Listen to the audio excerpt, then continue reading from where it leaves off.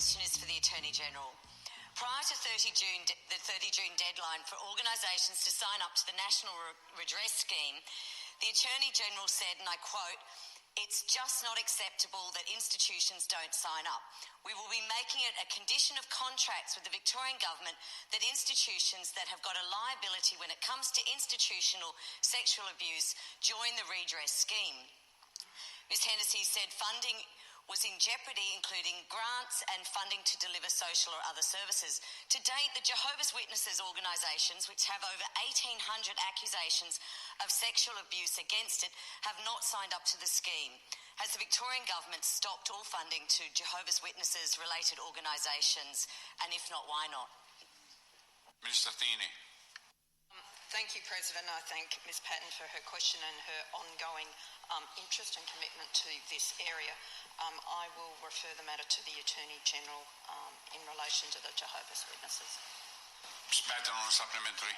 Thank you, President. Thank you, Minister. And as way of supplementary, as I've previously brought this to the attention of the House over the last few months and years, the Jehovah's Witnesses organisations have gone to great lengths to sell assets, restructure their business and charitable activities, consolidate their property portfolio and send vast amounts of cash overseas, all in an effort to reduce their exposure to claims against them of sexual abuse.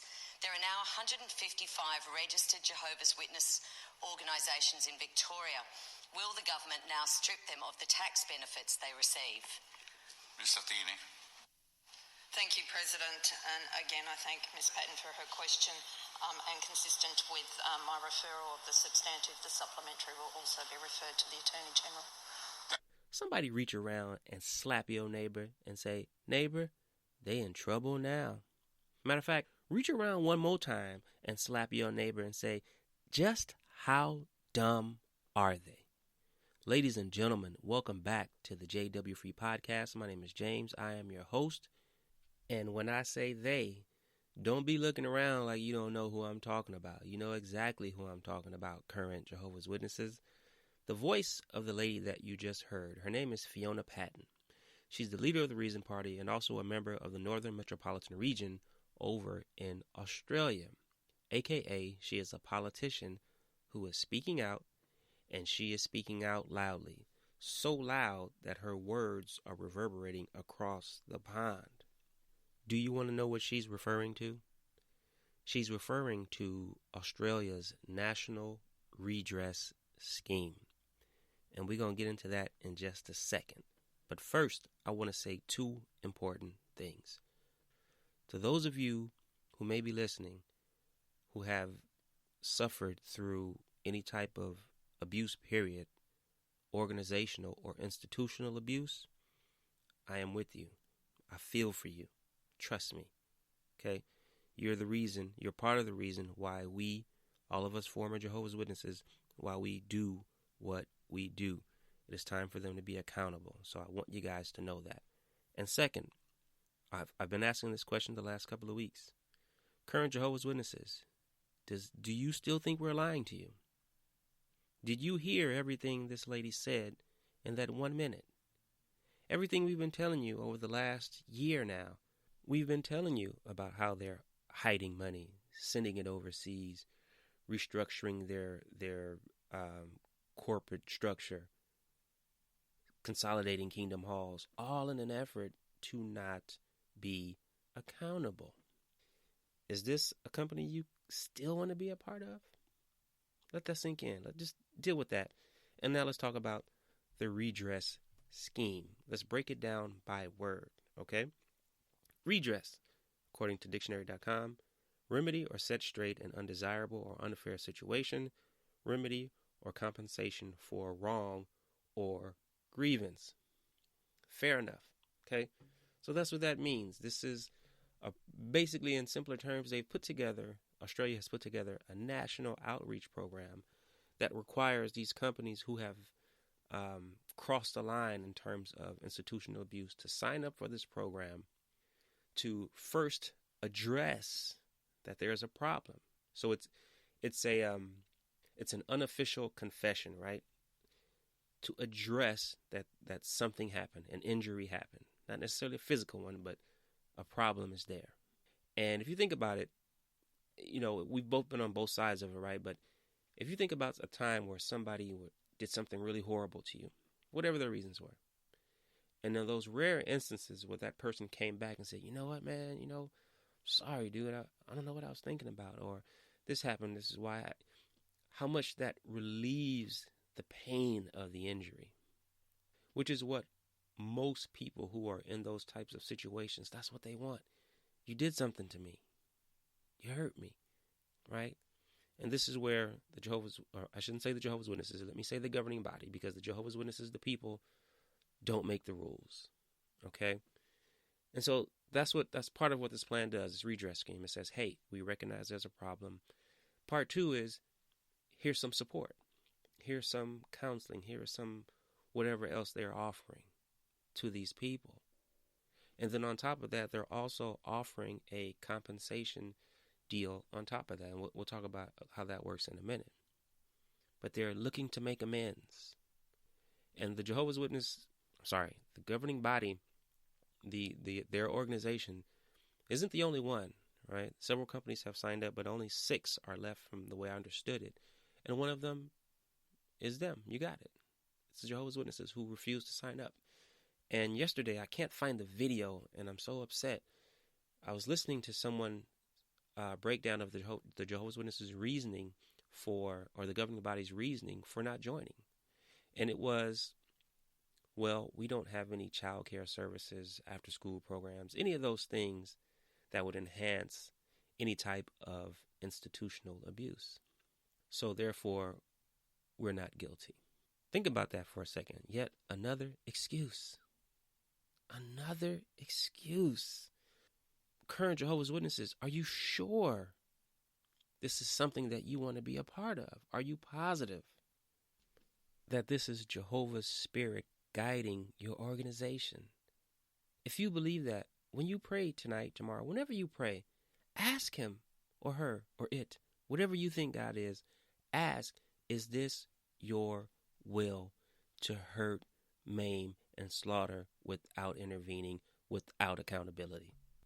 And I ask you to do that in your prayer, because you guys have told the world that you have a great relationship with Jehovah, and you guys are the only one that Jehovah uses on the earth. You guys have said that. So I'm saying, when you pray, go ask. Go ask. And please come back and tell us what you came up with. It's not to be anything other than realistic. And speaking of realistic, let's give these companies, let's be objective, right? Let's give these companies who, even though they created an injury, they still came around and said, you know what, we need to be a part of this. For whatever their reasons were. Because they could continue to do what the governing body is doing and deny. But they've come aboard to say, okay, you know what, we recognize that. So I think they should be recognized for doing that. And here's a nice little tidbit that I didn't know until yesterday. And sometimes when you do this, you're reading so much stuff that you don't really remember where you got it from. But it's my understanding that the activities of the Jehovah's Witnesses are banned, banned, in 30 countries throughout the world. Banned. You can't practice that here. Let that sit on your melon, guys. Ladies, gentlemen, current witnesses, talking to you, always talking to you. Banned out of the country. The country don't want your God-driven material to touch the brains of the people. 30. And I think the reason for me mentioning that is a simple one, is that in addition to your theology, I'm sure these other countries are looking at this type of thing with the redress scheme and saying, no, we don't want that type of thing in our country. We don't want our citizens to have to experience any type of abuse, whether it's spiritual or physical. They've banned you. These are not, there's no more room to hide in this. These are not attacks from the devil. I keep saying it. Against God's one true organization. These things are happening. They're factual and they're real. And you, by going to those meetings, underlining those magazines, raising your hand to comment, cleaning up those kingdom halls, carrying those mics when you were able to physically meet, participating in these Zoom meetings, contributing from your check, you are an accomplice to this institutional problem in your religion. Strictly talking to Jehovah's Witnesses and the Jehovah's Witnesses organization, you are part of that. It's not a guilt trip. It is a fact. And you're doing those things knowing good and well what is happening, pretending that you don't. Pretending the excuse, well, these are just fallible men. Well, which is it? You can't be on both sides of the track. Because this week, God is leading these men, and then next week is, when the cases come, hey, they're infallible, they're fallible men. Pick a side and stay on it. And let me say this one last thing about trying your best to keep your head in the sand. I'm going to read to you a post I put up the other day from my Instagram. For those of you who haven't seen it, check it out. It says, quote, "Dear religious ostriches, the religious dirt around your head is being excavated with truth. The time of hiding is over." End quote. It is over. Your mental gymnastics will certainly be ineffective against people like us. But most importantly, it's going to start being ineffective to you when you're in your own mind right before you go to sleep at night. And you hear that lady's voice, you hear Fiona's voice, you hear my voice, you hear the multitude of voices out there showing you what you are supporting. You are supporting your own misery, your own alcoholism, your own obesity. You are supporting it willingly. Now, let me get off my high horse and let me take you back to something that maybe you missed during the opening audio that you were listening to. When Fiona mentioned or asked, have the governing bodies, their tax benefits been looked into in terms of how do we shut it off? To former Jehovah's Witnesses, let me explain something to you. Your work has brought them to this point. Your work, our work, however you're doing it. We're down here on this end, tightening it up. Hey, making them look at this stuff. We're forcing their hand. We forced them to sell Kingdom Halls. We forced them to restructure. We are forcing them up. And now the big dogs are at the top of the food chain talking about, let's cut off this tax, this 501c3, all these tax benefits. Let's just go ahead and fashion that noose. And that's what's happening. And that's what all businesses understand is money, but specifically this organization, this book publishing company, this real estate company, whatever else they're doing that we don't know. That, my friend, is what your work has done. One of the many things. And that noose is tightening, and it should continue to.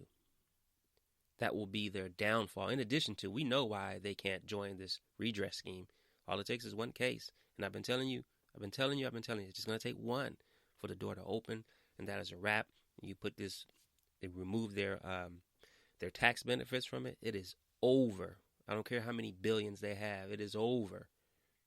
It'll last for a little while, but when you have nobody else contributing, they'll probably just end up playing the stock market, just like they're doing now. But at least, if they're still in business and all they can do is play the stock market and nobody's going to their meetings, nobody's on their Zoom meeting, nobody's at their physical location, we won. We won. So, Miss Fiona, Miss Patton, I don't have any idea how y'all do things over